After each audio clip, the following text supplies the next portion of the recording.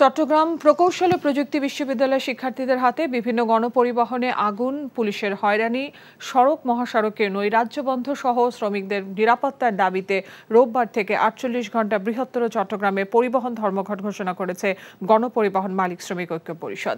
দুপুরে চট্টগ্রাম আন্তঃজেলা মালিক সমিতি কার্যালয়ে গণপরিবহন মালিক শ্রমিক ঐক্য পরিষদের জরুরি সভায় এই কর্মসূচি ঘোষণা করেন সংগঠনের আহ্বায়ক মনজুরুল আলম চৌধুরী মঞ্জু।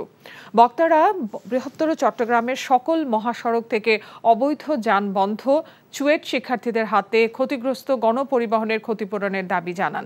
এছাড়া বিভিন্ন গণপরিবহনে যখন তখন হামলা, আগুন, সড়ক মহাসড়কে নৈরাজ্য বন্ধ সহ শ্রমিকদের নিরাপত্তার দাবিতে রোববার ভোর থেকে ৪৮ ঘণ্টা বৃহত্তর চট্টগ্রামে পরিবহন ধর্মঘটের ঘোষণা করেন। বিকাশে কম খরচে ক্যাশ আউটের লিমিট বেড়ে ৫০,০০০, প্রিয় এজেন্টও ২টা।